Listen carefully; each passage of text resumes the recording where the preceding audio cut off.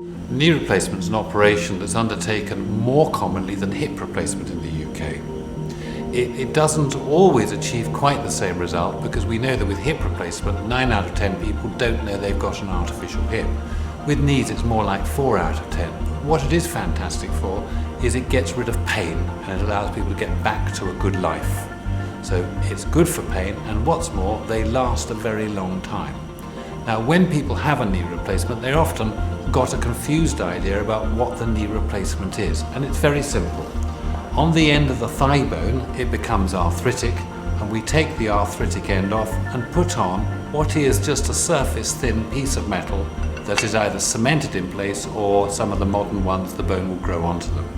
And the same thing with the top of the shin bone, where we cut off the top of the bone, make a mark inside it, and then we cement in the new insert. So we've got a plastic or polyethylene bearing with a metal bearing here, and that's our knee replacement. And you can see a knee replacement on the X-ray screen above. Now, how we do knee replacement, there's many different solutions. Historically, we used to attach jigs to the patient's leg during surgery and use this as the guide for where we made our cuts. But it wasn't always possible to be totally accurate and ensure that the leg was pointing in exactly the right direction at the end of the operation.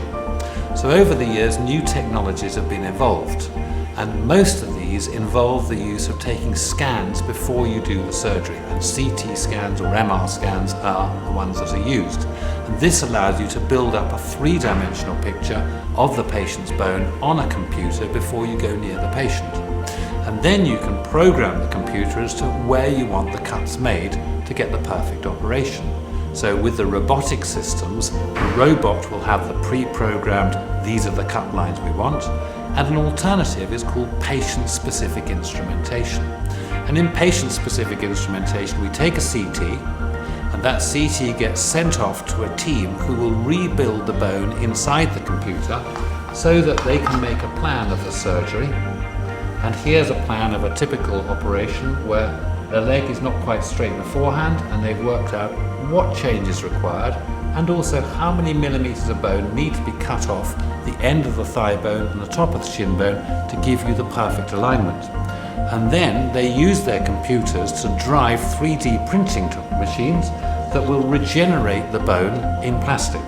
And here we can see a bone with all the barnacles around the edge, which are called osteophytes, and that's what forms as part of arthritis.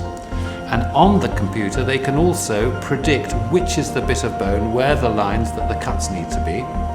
And then the clever bit is they make a special device that fits onto that patient's bone and nobody else on the planet, and it has slots in it so that when we pin it in the bone and hold it steady, we can make cuts through the slot and cut off exactly the bone we want to at exactly the right rotation for both the top of the shin bone and the end of the thigh bone, so that when we come to put our knee together, we've got the perfectly aligned joint. And that's called patient-specific instrumentation, and it's an alternative to using robotics.